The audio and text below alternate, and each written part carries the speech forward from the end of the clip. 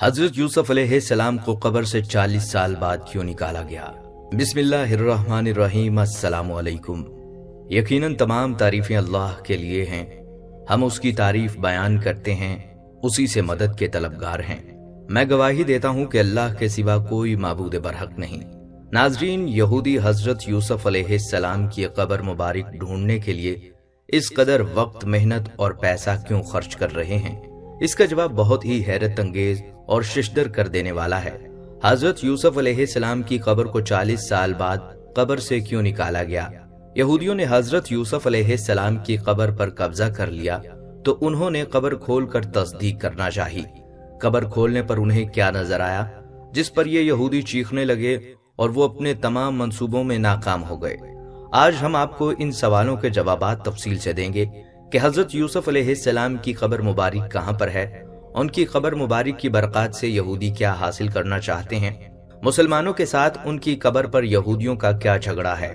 ان سب باتوں کے ساتھ ساتھ آپ کو حضرت یوسف علیہ السلام کا قصہ بھی سنائیں گے، لہٰذا ان تمام باتوں کے بارے میں مکمل جاننے کے لیے آپ سے گزارش ہے کہ ویڈیو کو سکپ کیے بغیر آخر تک ضرور دیکھیے گا، اور اگر آپ ہمارے چینل پر نئے ہیں تو سب سے پہلے ہمارے اس چینل کو سبسکرائب کر لیں۔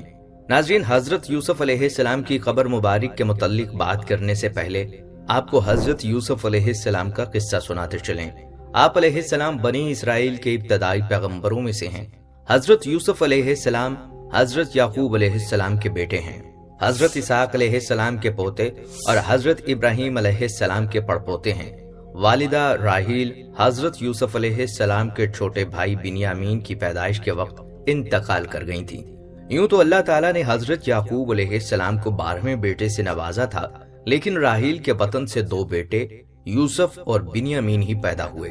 حضرت یوسف علیہ السلام بھی اپنی والدہ کی طرح حسن و جمال میں لاسانی تھے۔ والد کو ان سے بے حد محبت تھی اور وہ انہیں خود سے جدا نہیں کرتے تھے۔ روایت میں ہے کہ حضرت یوسف علیہ السلام کی چہیتی بیوی راحیل نے بھی ان کے لیے خصوصی وصیت کی تھی۔ اب یہ بن ماں کے بھی تھے اور 10 ستیلے بھائیوں کے چھوٹے بھی۔ پھر شدید قربت اور محبت کا ایک سبب یہ بھی تھا کہ حضرت یعقوب علیہ السلام نے حضرت یوسف علیہ السلام کی پیشانی پر چمکتے نور نبوت کا مشاہدہ بھی کر لیا تھا۔ اللہ تعالیٰ نے قرآن کریم کی 111 آیات پر مشتمل پوری ایک سورت سورہ یوسف میں حضرت یوسف علیہ السلام کے واقعے کو بیان فرمایا ہے۔ اس سورت میں بیان کردہ واقعہ کو احسن القصص یعنی بہترین واقعہ کہا گیا ہے۔ دراصل اس سبق آموز واقعے میں حسد و اناد کا انجام، نفس امارہ کی سورشیں، عبرتیں، حکمتیں، مواعظ و نصاح، انسانی عوارض و حوادث، صبر و استقامت، رضا و تسلیم کے ساتھ اللہ تعالیٰ کے عدل و انصاف اور رحم و کرم کی کرشمہ سازیاں جس دلچسپ اور خوبصورت انداز میں پیش کی گئی ہیں، وہ رہتی دنیا تک کے لیے انسانیت کے لیے مشعل راہ ہیں۔ روایت میں ہے کہ جب آپ صلی اللہ علیہ وآلہ وسلم مکہ معظمہ میں تشریف فرما تھے اور آپ صلی اللہ علیہ وآلہ وسلم کی خبر مدینہ طیبہ پہنچی تو وہاں کے یہودیوں نے اپنے چند آدمی اس کام کے لیے مکہ معظمہ بھیجے کہ وہ جا کر آپ صلی اللہ علیہ وآلہ وسلم کی آزمائش کریں۔ انہوں نے مبہم انداز میں سوال کیا، اگر آپ سچے نبی ہیں تو ذرا یہ بتلائیے کہ وہ کون سے پیغمبر تھے جن کا ایک بیٹا ملک شام سے مصر لے جایا گیا اور باپ ان کے غم میں روتے روتے نابینا ہو گئے۔ دراصل یہ سوال یہودیوں نے اس لیے منتخب کیا تھا کہ اس کی کوئی عام شہرت تھی اور نہ مکے میں کوئی اس واقعے سے واقف تھا، کیونکہ اس وقت مکے میں اہل کتاب میں سے کوئی بھی نہیں تھا جس سے بحوالہ تورات و انجیل اس قصے کا کوئی جز معلوم ہو سکتا۔ اس کے سوال پر پوری سورہ یوسف نازل ہوئی جس میں حضرت یعقوب علیہ السلام اور حضرت یوسف علیہ السلام کا پورا واقعہ مذکور ہے، اور اتنی تفصیل کے ساتھ مذکور ہے کہ تورات اور انجیل میں بھی اتنی تفصیل نہیں، اس لیے اس کا بیان کرنا آپ صلی اللہ علیہ وآلہ وسلم کا کھلا معجزہ تھا۔ ناظرین، حضرت یوسف علیہ السلام ابھی سن بلوغت کو بھی نہ پہنچے تھے کہ انہوں نے ایک خواب دیکھا جس کا اپنے والد سے یوں ذکر کیا، اے ابا جان، میں نے 11 ستاروں، سورج اور چاند کو دیکھا کہ وہ سب مجھے سجدہ کر رہے ہیں۔ حضرت یعقوب علیہ السلام نے جب بیٹے کا خواب سنا تو سمجھ گئے کہ یہ بڑے ہو کر اللہ تعالیٰ کی جانب سے ایک عظیم منصب پر فائز ہوں گے، اس لیے انہیں اندیشہ ہوا کہ یوسف کے ستیلے بھائی ان کی عظمت کا اندازہ لگا کر शैतान के बहकावे में आकर उनके दुश्मन ना हो जाएं और उन्हें कोई नुकसान ना पहुंचाएं। चुनाचा उन्होंने कहा, प्यारे बेटे, अपने इस ख्वाब का जिक्र अपने भाइयों से न करना, ऐसा ना हो कि वो तुम्हारे साथ कोई फरेबकारी करें। कुछ शक नहीं कि शैतान इंसान का खुला दुश्मन है। बहवाला सूरह यूसुफ आयत 5। बाज मुफस्सिरीन ने लिखा है कि जिस वक्त हजरत यूसुफ अलैहिस्सलाम अपने वालिद को ख्वाब सुना रहे थे, सुतेली माँ दरवाजे की आड़ से बातें सुन रही थी। जब सुतेले बेटे घर आए तो उसने ये बात उनके गोश गुजार कर दी। वो वैसे भी हजरत यूसुफ अलैहिस्सलाम से हसद करते थे, लिहाजा इस वाक़े ने जल्दी पर तेल का काम किया। उन्हें ये किसी तौर गवारा न था कि उनका सोतेला छोटा भाई शानो रुतबे में उनसे आगे बढ़ जाए। लिहाजा उन सब ने हजरत यूसुफ अलैहिस्सलाम को वालिद से जुदा करने का फैसला कर लिया। उन्होंने आपस में कहा कि यूसुफ को या तो जान से मार डालो या उसे किसी मुल्क में फेंकाओ, फिर अब्बा की तवज्जो सिर्फ तुम्हारी तरफ हो जाएगी और उसके बाद भी तुम अच्छी हालत में हो जाओगे। उनमें से एक ने कहा कि यूसुफ को कत्ल तो ना करो, बल्कि किसी अंधे कुएं की तह में डालाओ ताकि कोई आता जाता काफला उसे निकाल कर ले जाए। अगर तुमको कुछ करना ही है तो यूं करो। मुफस्सिरीन लिखते हैं कि कुएं में डालने की तजवीज बड़े सोतेले भाई यहूदा ने दी थी। अगले दिन 10 भाई वालिद की खिदमत में हाजिर हुए और कहा, अब्बा जान, आखिर आप अलैहिस्सलाम यूसुफ के बारे में हम पर एतमाद क्यों नहीं करते? हम तो उनके खैर खा हैं। कल आप उसे हमारे साथ जरूर भेज दीजिए कि खूब खाए पिए और खेले। उसकी हिफाजत हमारे जिम्मे है। हजरत यूसुफ अलैहिस्सलाम ने कहा, ये अमर मुझे गमनाक किए देता है कि तुम उसे ले जाओ, और ये भी खौफ है कि तुम खेल कूद में उससे गाफिल हो जाओ और भेड़िया उसे खा जाए। उन्होंने कहा, हम जैसी ताकतवर जमात की मौजूदगी में भी अगर भेड़िया उन्हें खा जाए तो हम तो बिल्कुल नकम्मे ही हुए। अगली सुबह रवानगी से कबल हजरत यूसुफ अलैहिस्सलाम ने फिर उन 10 बेटों को यूसुफ की हिफाजत की याद दहानी करवाई। हजरत याकूब काफी दूर तक उनके साथ गए। जब तक वालिद साथ रहे वो भाई को गोद में उठाते रहे, लेकिन जैसे ही वो नजरों से दूर हुए उन्होंने यूसुफ अलैहिस्सलाम को गोद से नीचे फेंक कर मारपीट शुरू कर दी। उन सब के दिल पत्थर हो चुके थे। ऐसे में एक बार फिर बड़े भाई यहूदा के दिल में रहम आया। उसने कहा, इस तरह इस बच्चे को जाया ना करो, यहाँ करीब ही एक कुआं है, उसमें डाल दो। अगर किसी सांप वगैरह ने डस लिया तो ये मर जाएगा, और अगर जिंदा रहा तो शायद कोई भूला बसरा काफिला यहाँ आ जाए और इसे अपने साथ ले जाए। इस तरह तुम्हारा मकसद पूरा हो जाएगा। यहूदा की बात से सब ने इत्तफाक किया। कुरान पाक में इस तरह बयान किया गया है, फिर जब वो उसको लेकर चले और सब ने मिलकर ठान लिया कि इसे गैर आबाद गहरे कुएं की तह में फेंक दें, तो हमने यूसुफ की तरफ वही भेजी कि यकीनन एक वक्त ऐसा आएगा कि तुम इनको इनके सलूक से आगाह करोगे। और रिवायत में है कि उस वक्त हजरत यूसुफ अलैहिस्सलाम की उम्र 7 साल थी। इमाम कर्तबी रहमतुल्लाह अलैह का फरमान भी यही है कि जिस वक्त यूसुफ को कुएं में डाला गया वो नाबालिग बच्चे थे। ताहम तफसीर इब्ने कसीर में 17 साल, जबकि कुछ मुफस्सिरीन ने उम्र 12 साल भी तहरीर की है।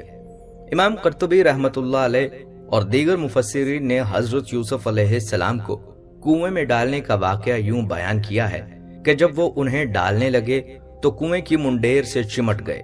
भाइयों ने उनके हाथ बांधे। हजरत यूसुफ अलैहिस्सलाम ने भाइयों से रहम की दरख्वास्त की, मगर जवाब मिला, जो 11 सितारे तुझे सजदा करते हैं उनको बुला, वो तेरी मदद करेंगे। फिर उन्हें एक डोल में रखकर कुएं में लटका दिया। जब निस्फ तक पहुंचे तो डोल की रस्सी काट दी। अल्लाह ताला ने हजरत यूसुफ अलैहिस्सलाम की हिफाजत फरमाई। पानी में गिरने की वजह से उन्हें कोई चोट नहीं लगी। उन्हें करीब ही एक पत्थर की चट्टान नजर आई और वो उस पर बैठ गए।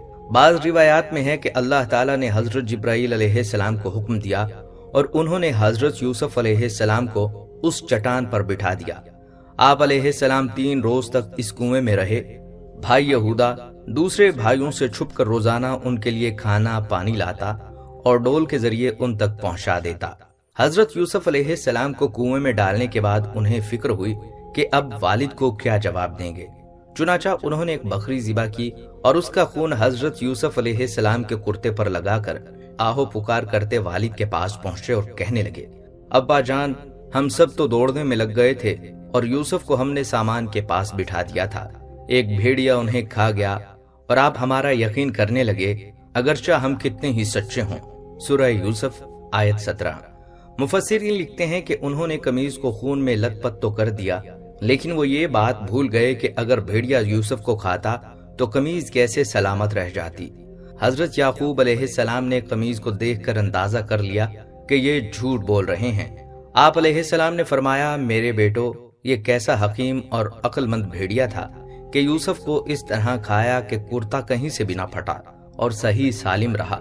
آپ علیہ السلام نے فرمایا، حقیقت یوں نہیں ہے، بلکہ تم اپنے دل سے یہ بات بنا کر لائے ہو، بس میرے لیے صبر ہی تو بہتر ہے، اور جو تم بیان کرتے ہو اس کے بارے میں اللہ سے ہی مدد مطلوب ہے۔ تفسیر قرطبی رحمۃ اللہ علیہ میں ہے کہ ایک تجارتی قافلہ جو ملک شام سے مصر جا رہا تھا، راستہ بھول کر اس غیر آباد جنگل میں پہنچ گیا۔ قافلے کے لوگ پانی کی تلاش میں سرگرداں تھے کہ ایک شخص مالک بن دبھر اس کنویں تک پہنچ گیا۔ اس نے پانی لینے کے لیے ڈول ڈالا۔ حضرت یوسف علیہ السلام نے ڈول کی رسی پکڑ لی۔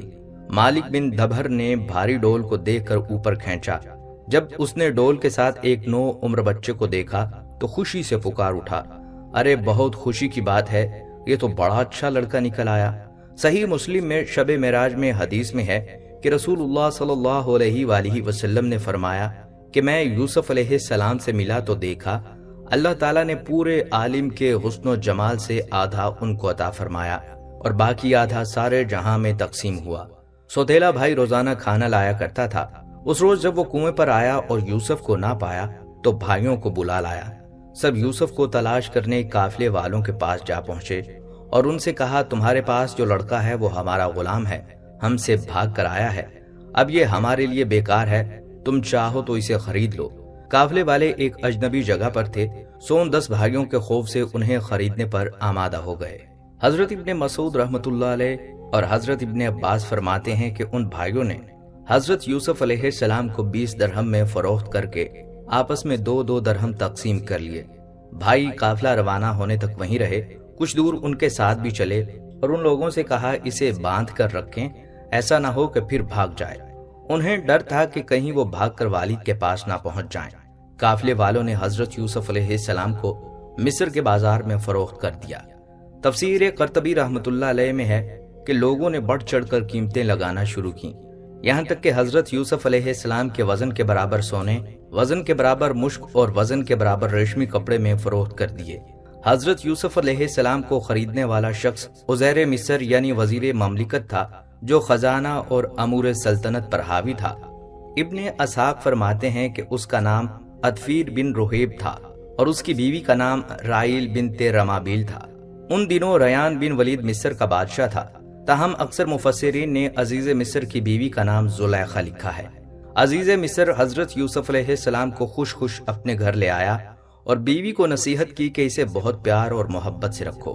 قرآن پاک میں ارشاد باری تعالیٰ ہے، مصر والوں میں سے جس نے اسے یعنی حضرت یوسف علیہ السلام کو خریدا تھا، اس نے اپنی بیوی سے کہا، اسے بہت عزت و احترام کے ساتھ رکھو، بہت ممکن ہے کہ ہمیں بہت فائدہ پہنچائے یا اسے ہی ہم اپنا بیٹا بنا لیں۔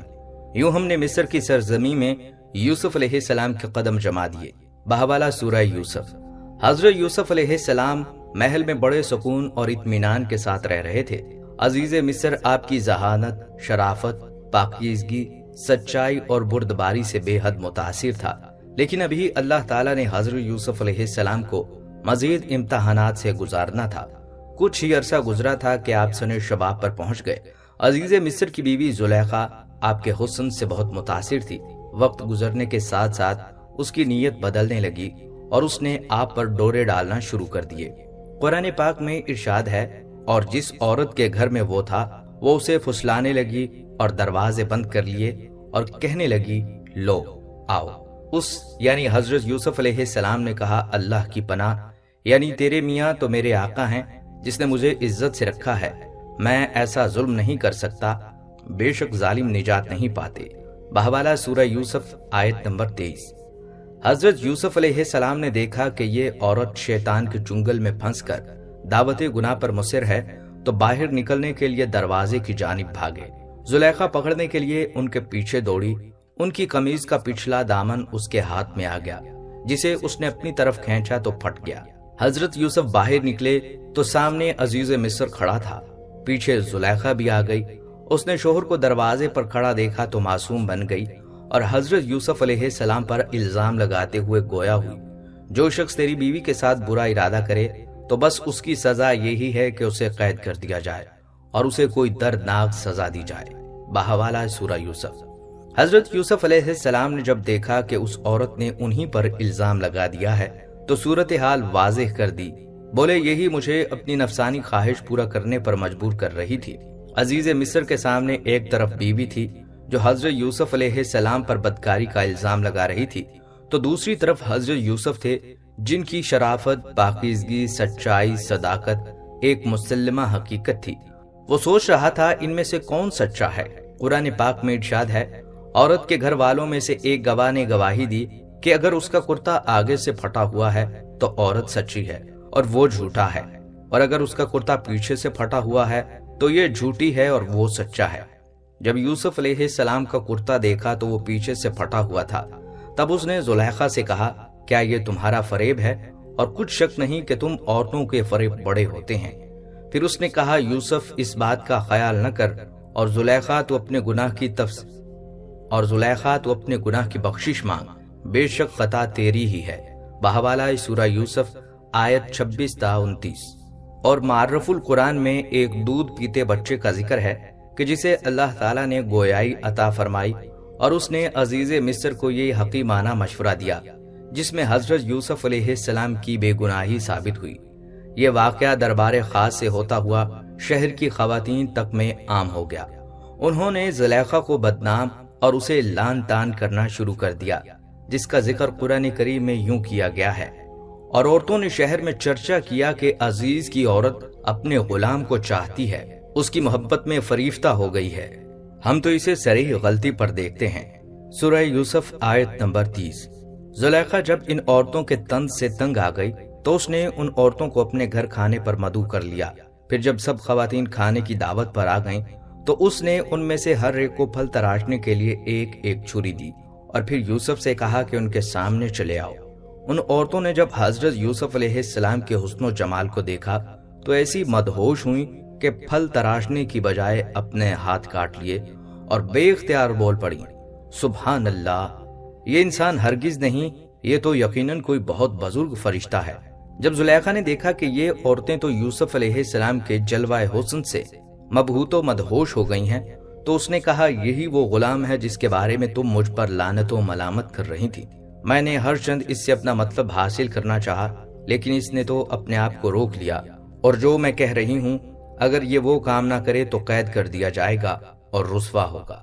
مفسرین لکھتے ہیں کہ اس واقعے کے بعد وہ عورتیں بھی زلیخا کی ہم نوا ہو کر اس کی تائید و حمایت کرنے لگیں، جس کی بنا پر زلیخا مزید نڈر ہو گئی تو آپ نے اپنے رب سے التجا کی، اے میرے پروردگار، جس کام کی طرف یہ مجھے بلاتی ہیں اس کی نسبت مجھے قید پسند ہے، اور اگر تم مجھ سے ان کے فریب کو نہ ہٹائے گا تو میں ان کی طرف مائل ہو جاؤں گا اور نادانوں میں داخل ہو جاؤں گا۔ حدیث میں ہے کہ 7 آدمیوں کو اللہ تعالیٰ اپنے عرش کا سایہ نصیب فرمائے گا۔ ان میں سے ایک وہ شخص ہے جسے کوئی ایسی عورت دعوت گناہ دے جو حسین و جمیل ہو اور جاہ و منصب کی بھی حامل ہو، لیکن وہ اس کے جواب میں یہ کہہ دے کہ میں تو اللہ سے ڈرتا ہوں۔ زلیخا کے داؤ پیش ناکام ہو گئے تو حضرت یوسف علیہ السلام کو قید خانے میں ڈالنے کا تہیہ کر لیا۔ اس نے اپنے شوہر کو مجبور کیا کہ جس قدر رسوائی اور بدنامی ہو چکی ہے تو اس کے توڑ کے لیے یوسف کو جیل خانے میں ڈال دیا جائے تاکہ لوگوں کو معلوم ہو کہ زلیخا بے قصور ہے۔ حضرت یوسف علیہ السلام کی عفت و پاک دامنی ثابت ہونے کے باوجود عزیز مصر نے انہیں حوالہ زندان کر دیا۔ یوں اللہ تعالیٰ نے جیل جانے کی دعا قبول فرما کر ایک طرف تو انہیں عورتوں کی چال بازیوں سے بچا لیا تو دوسری طرف شاہ مصر کے قرب اور حکومت میں ہونے کے اہم مواقع فراہم کر دیے۔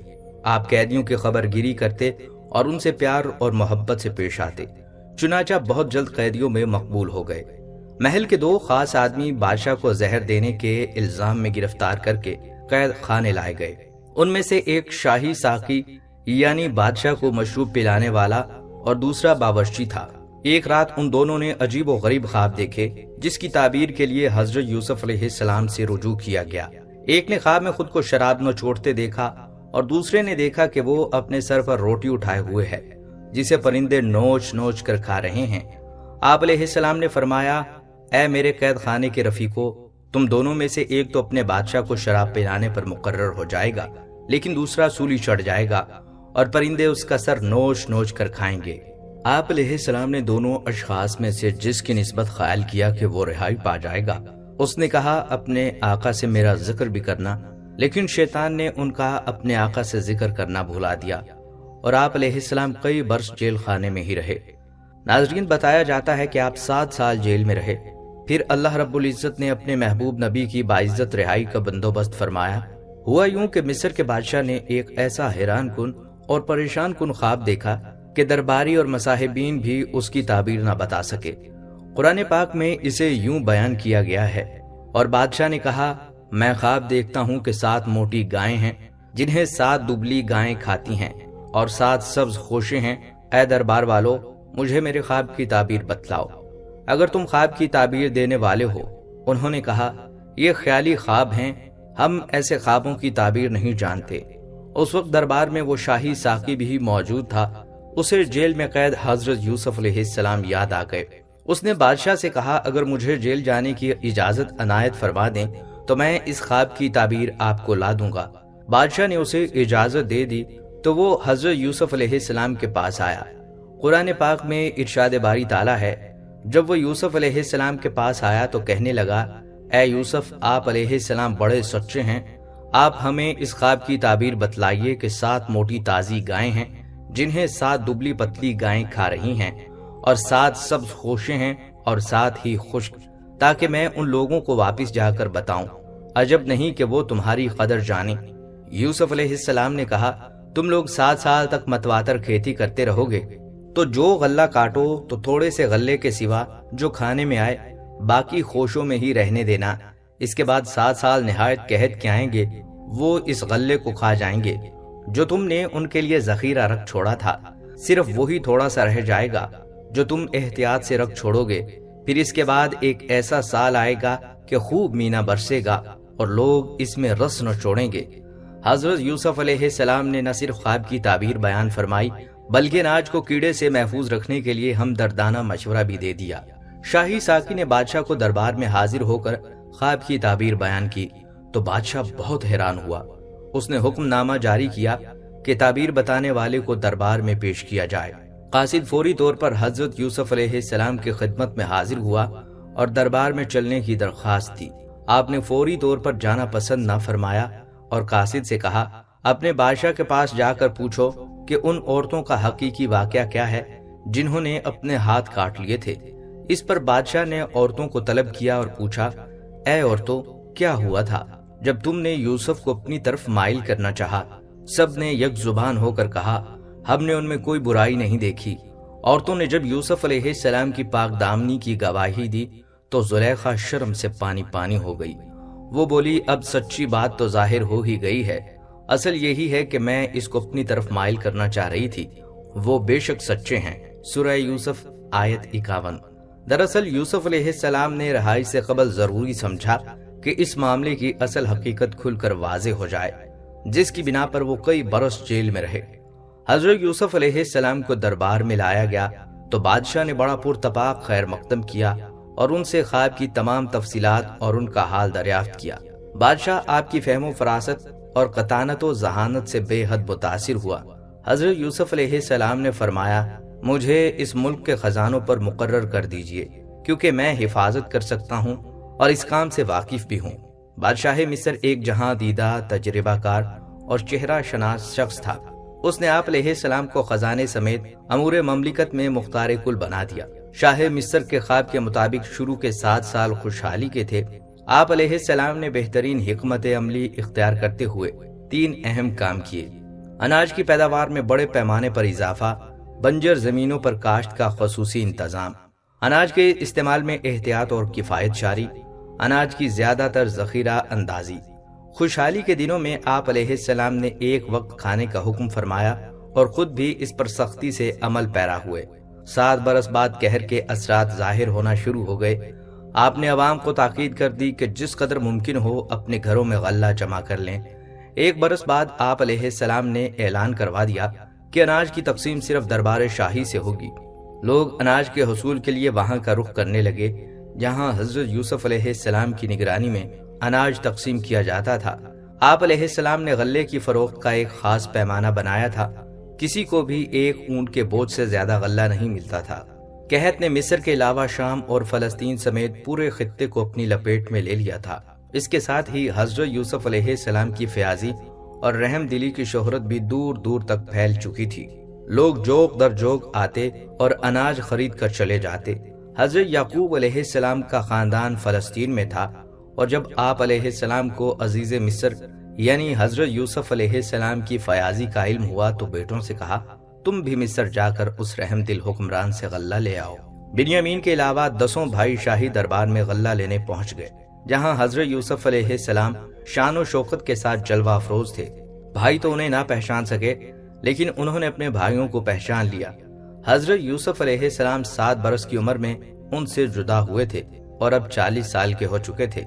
आपने मजीद इत्मीनान के साथ उनसे सवालात किए और फरमाया, तुम मिस्री मालूम नहीं होते, तुम्हारी जुबान भी अबरानी है, कहीं किसी मुल्क दुश्मन के जासूस तो नहीं हो। इन सवालात का मकसद ये था कि वो अपने हालात के बारे में सब कुछ बता दें। सुतेले भाइयों में से एक ने बताया कि वो नबी ज़ादे हैं और हजरत याकूब की औलाद हैं। हम 12 भाई थे। एक भाई को बचपन में भेड़िया खा गया, जिसके गम में हमारे वालिद नाबीना हो चुके हैं। एक छोटा भाई है जिसे वालिद की देखभाल के लिए छोड़ आए हैं। हजरत यूसुफ अलैहिस्सलाम ने उन्हें शाही मेहमान खाने में रखा। जाते हुए पूरा अनाज दिया और कहा, आइंदा अपने छोटे भाई को भी साथ लाना। अगर तुम उसे साथ लेकर नहीं आए तो गल्ला मिलेगा और ना खातर मदारत होगी। इसके साथ ही आपने खुफिया तौर पर उनके अनाज की रकम भी उनकी बोरियों में रखवा दी। भाई खुशी खुशी इनाम लेकर कुनान वापिस आए तो वालिद को अजीज मिस्र के हुस्न सलूक, फयाजी और रहम दिली के वाकयात सुनाए। साथ ही ये भी कहा कि उन्होंने हुक्म दिया है, अगर आइंदा अपने छोटे भाई को साथ ना लाए तो अनाज नहीं मिलेगा, लिहाजा भाई को हमारे साथ भेज दीजिए ताकि हम फिर से गल्ला लाएं, हम उसकी निगहबानी करेंगे। हजरत याकूब अलैहिस्सलाम ने कहा, मुझे तो इसकी बाबत तुम्हारा बस वैसा ही एतबार है जैसा इससे पहले इसके भाई के बारे में था। सो अल्लाह ही बेहतरीन निगहबान और सबसे ज्यादा रहम करने वाला है। अनाज खत्म होने लगा तो उन्होंने दोबारा मिस्र जाने का कसद किया और बिन्यामीन को साथ ले जाने के लिए वालिद की खिदमत में हाजिर हुए। हजरत याकूब साबिका तजर्बे की बिना पर बिन्यामीन को साथ भेजने पर आमादा न थे, लिहाजा उन्होंने कहा, मैं तो इसे हरगिज तुम्हारे साथ नहीं भेजूंगा जब तक तुम अल्लाह को बीच में डालकर मुझे कौल इकरार न दो कि इसे मेरे पास सही सालिम ले आओगे, सिवाय इस एक सूरत के कि तुम गिरफ्तार कर लिए जाओ, यानी तुम्हें कोई इज्तमाई मुसीबत पेश आ जाए या तुम सब हलाक हो जाओ।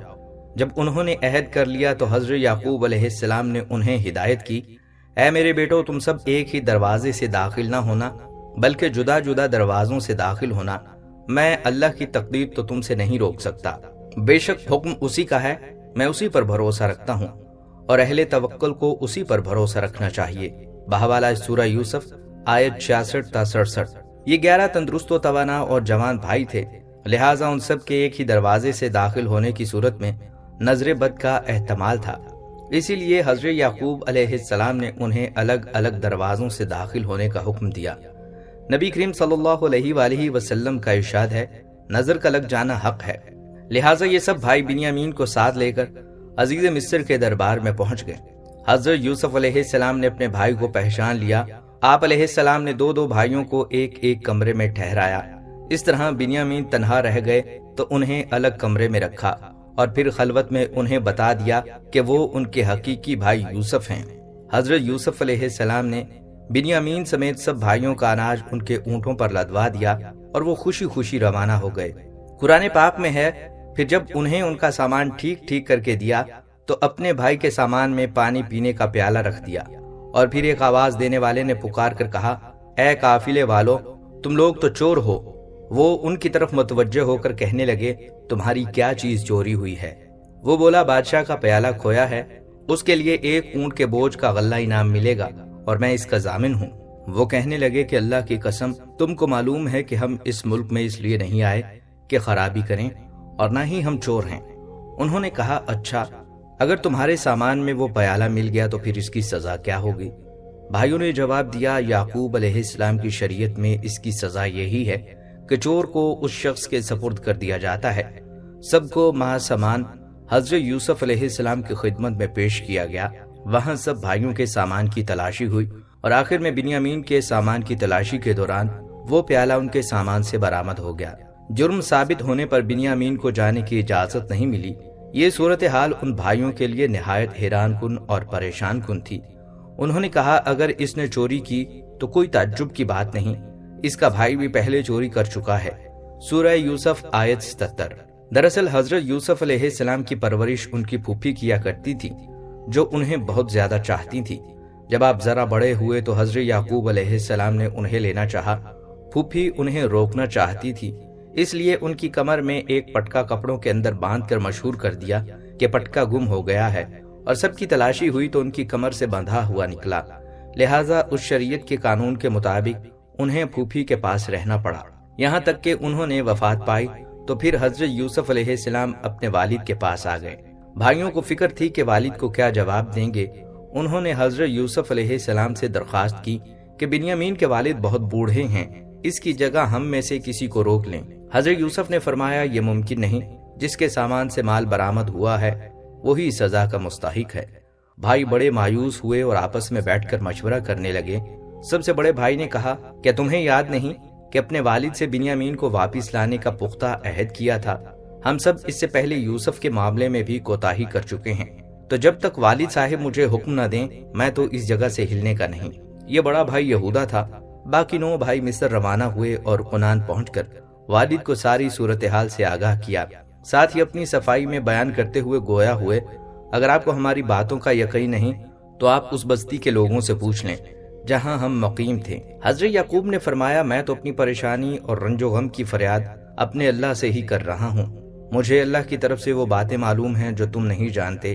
میرے بیٹو جاؤ اور یوسف اور اس کے بھائی کو پوری طرح تلاش کرو اور اللہ کی رحمت سے مایوس مت ہو، بے شک اللہ کی رحمت سے نا امید وہی ہوتے ہیں جو کافر ہیں۔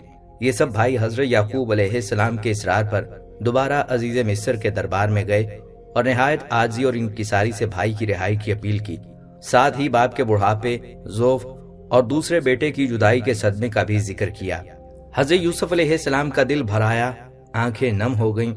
روایت ہے کہ حضرت یعقوب علیہ السلام نے عزیز مصر کے نام ایک خط بھی لکھ کر دیا تھا۔ حضرت یوسف علیہ السلام نے خط پڑھا تو بے اختیار رونے لگے اور پھر اپنے راز کو ظاہر کر دیا۔ تعارف کی تمہید کے طور پر بھائیوں سے سوال کیا تم کو کچھ یاد بھی ہے کہ یوسف اور اس کے بھائی کے ساتھ کیا برتاؤ کیا تھا؟ بھائیوں نے جب عزیز مصر کی زبان سے اپنے بھائی یوسف کا تذکرہ سنا تو حیران رہ گئے اور گھبرا کر بولے کیا سچ مجھ تم ہی یوسف ہو؟ حضرت یوسف علیہ السلام نے جواب دیا ہاں میں ہی یوسف ہوں اور یہ میرا بھائی ہے۔ اللہ نے ہم پر فضل و کرم کیا، جو شخص اللہ سے ڈرتا ہے اور صبر کرتا ہے تو اللہ نیکوکاروں کا اجر ضائع نہیں کرتا۔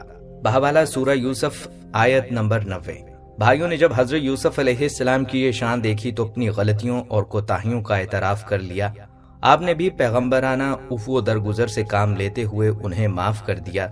حضرت یوسف علیہ السلام نے بھائیوں کو بہت سا اناج دیتے ہوئے کہا میرا یہ کرتا لے جاؤ، اسے والد صاحب کے منہ پر ڈال دینا، ان کی بینائی واپس آ جائے گی اور تم سب اپنے اہل و عیال کے ساتھ میرے پاس آ جاؤ۔ قافلہ قمیض لے کر چلا ہی تھا کہ 250 میل دور کنان میں حضرت یعقوب علیہ السلام نے آس پاس کے لوگوں سے کہنا شروع کر دیا اگر تم لوگ مجھے یہ نہ کہو کہ بوڑھا بہک گیا ہے تو مجھے یوسف کی خوشبو آ رہی ہے۔ بھائی واپس کنان پہنچے اور والد کے چہرے پر کرتا ڈالا جس سے ان کی بینائی بحال ہو گئی۔ آپ علیہ السلام نے بیٹوں سے فرمایا کیا میں نے تم سے سچ نہیں کہا تھا کہ میں اللہ کی طرف سے وہ باتیں جانتا ہوں جو تم نہیں جانتے؟ سورہ یوسف آیت نمبر 96۔ کچھ دنوں بعد حضرت یعقوب علیہ السلام اہل خانہ کے ہمراہ مصر روانہ ہو گئے۔ حضرت یوسف علیہ السلام ایک بڑی سپاہ کے ساتھ شہر سے باہر والد اور خاندان والوں کا استقبال کرنے کے لیے کھڑے تھے۔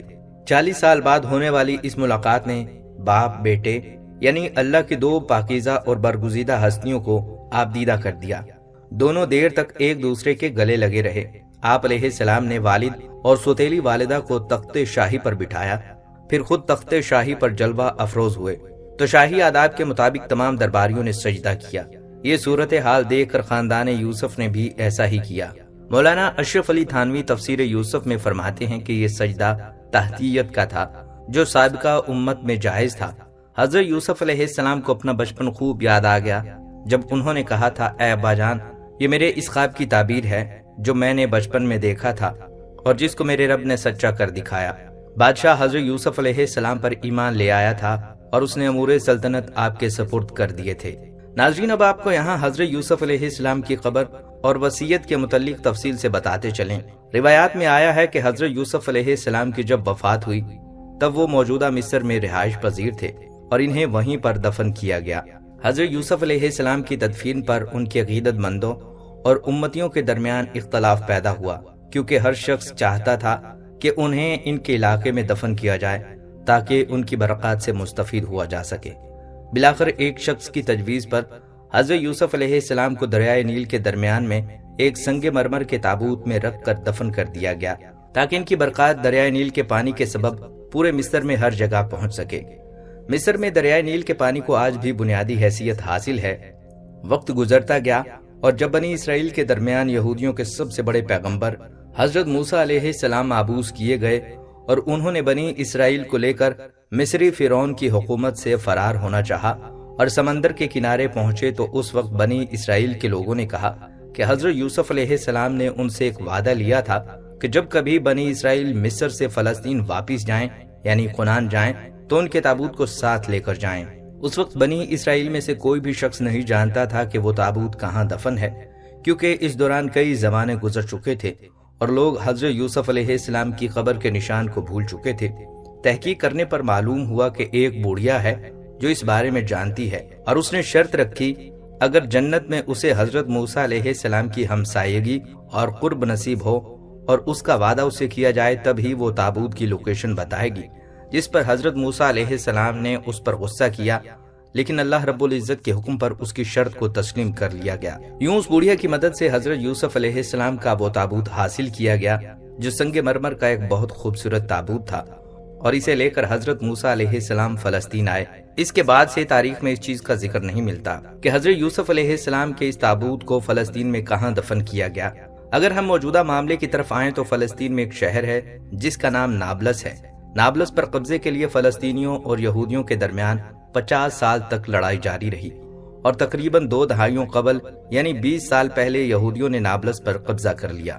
نابلس پر اس قدر شدید لڑائی کی ایک وجہ یہ تھی کہ نابلس میں ایک مزار ہے جس کے بارے میں یہودیوں کا عقیدہ ہے کہ وہ مزار حضرت یوسف علیہ السلام کا ہے۔ اس پر مسلمانوں کا کہنا ہے کہ یہ ایک مسلمان بزرگ کا مزار ہے جس کا نام بھی یوسف علیہ السلام کے نام پر یوسف ہی تھا۔ جب یہودیوں نے اس شہر پر قبضہ کر لیا اور وہ مزار یہودیوں کے قبضے میں آ گیا تو انہوں نے اس بات کی تسلی کرنے کے لیے کہ کیا یہ واقعی حضرت یوسف علیہ السلام کا مزار ہے، اس کی کھدائی کرنا چاہی۔ کھدائی پر انہیں جس قدر حیرت انگیز اور خوفناک حالات کا سامنا کرنا پڑا، اس نے یہودیوں کی ہمت کو پست کر دیا۔ ہر بار کھدائی پر ایک خوفناک سانپ کسی جگہ سے آ جاتا جسے یہودی پوری کوشش کے باوجود نہیں مار سکے۔ ہار مانتے ہوئے یہودیوں نے اس کام سے ہاتھ کھینچ لیا، کیونکہ وہ اس پر 50 سال تک جنگ لڑتے رہے تھے، اس لیے انہوں نے اس معاملے کو یہیں دبا دیا اور کوشش کی کہ کھدائی کی تفصیلات باہر نہ آ سکیں، کیونکہ اس ناکامی پر پوری دنیا میں یہودیوں کا مذاق بن سکتا تھا۔ اس کے ساتھ ساتھ یہودیوں نے ماہر ارضیات کی خدمات حاصل کی، جنہوں نے قبر کی مٹی کے نمونے لے کر بتایا کہ یہ قبر ہزاروں سال پرانی نہیں بلکہ صرف 200-250 سال پرانی ہے۔ اس سے مسلمانوں کے دعوے کی توثیق ہوئی کہ یہ قبر واقعی کسی بزرگ کی ہے۔ چونکہ یہودی اس پر بے تحاشا سرمایہ اور جانیں قربان کر چکے تھے، اس لیے انہوں نے اس کو حضرت یوسف علیہ السلام کی قبر کے نام سے مشہور کیا اور یہاں پر تورات اکیڈمی بنائی جہاں یہ یہودیوں کے بچوں کو تورات سکھائی جاتی ہے۔ بعد میں انہوں نے اس مزار پر ایک فوجی چوکی بنا دی، کیونکہ ان کا عقیدہ ہے کہ حضرت یوسف علیہ السلام کی قبر کی برکت سے وہ ہر جنگ میں فتح یاب رہیں گے۔ حضرت یوسف علیہ السلام کی قبر کے بارے میں یہودیوں کا یہ عقیدہ دراصل یہودیوں کے لیے اس کشش کا باعث ہے۔ اسی وجہ سے انہوں نے اس قدر لمبی اور طویل جنگ کر کے اس علاقے کا کنٹرول حاصل کیا، لیکن پھر بھی اپنے مقصد میں ناکام رہے۔ اس وقت پوری دنیا میں کسی کو معلوم نہیں کہ حضرت موسیٰ علیہ السلام نے مصر سے فلسطین واپسی پہ فلسطین میں کس جگہ حضرت یوسف علیہ السلام کے تابوت کو دوبارہ دفن کیا تھا۔ یہودی اپنے تابوت سکینہ کی طرح حضرت یوسف علیہ السلام کی قبر مبارک کو بھی تلاش کر رہے ہیں تاکہ ہر میدان میں اپنی فتح کو یقینی بنا سکیں۔ تابوت سکینہ جس میں حضرت موسیٰ علیہ السلام کا جبہ، ان کی دستار مبارک، ان کے نالین مبارک، ان کا عصا مبارک اور دیگر انبیاء کرام کی نشانیاں بھی محفوظ ہیں، وہ بھی یہودیوں کے لیے عقیدے کی مضبوطی کا باعث ہے۔ اس تابوت میں حضرت سلیمان علیہ السلام کی انکشتری بھی موجود ہے، جس کی مدد سے وہ جنات پہ حکومت کیا کرتے تھے۔ یہ تمام چیزیں یہودیوں کے لیے تبرکات میں شامل ہیں، اور تابوت سکینہ مختلف ادوار میں یہودیوں کے پاس آتا اور جاتا رہا۔ اس کے بارے میں اللہ رب العزت نے کئی بار یہودیوں کو کہا کہ وہ اس کی حفاظت کریں اور اپنے عقائد کو درست رکھیں تو انہیں ہر میدان میں فتح ملے گی۔ اس کے بعد یہودیوں نے کبھی بھی سرکشی اور نافرمانی کا دامن ہاتھ سے نہیں چھوڑا اور ہر بار اللہ رب العزت کے احکامات کا مذاق اڑاتے رہے۔ اس کی وجہ یہ ہے کہ آخرکار یہودیوں سے اس تابوت کو آخری بار بخت نصر نے بابل پر حملے کے دوران چھینا، اور اس کے بعد کسی کو علم نہیں کہ تابوت سکینہ کہاں ہے۔ ناظرین، اللہ تعالیٰ نے اپنے آخری پیغمبر محمد مصطفیٰ صلی اللہ علیہ وآلہ وسلم کو دنیا میں مابعوث کر دیا ہے، اور جو ان کے احکامات اور شریعت کی پیروی نہیں کرے گا وہ اسلام کو قبول نہیں کرے گا۔ اس کے لیے اب دنیا اور آخرت دونوں میں ناکامی ہی ناکامی ہے۔ خواتین و حضرات، یہ تھی ہماری آج کی ویڈیو۔ امید کرتے ہیں کہ آپ کو یہ ویڈیو ضرور پسند آئی ہوگی۔ اگر آپ کو ہماری یہ ویڈیو پسند آئی ہے تو آپ سے گزارش کرتے ہیں کہ آپ ہمارے چینل کو ضرور سبسکرائب کر لیں۔ اللہ تعالیٰ آپ کو اپنے حفظ و امان میں رکھے، آمین۔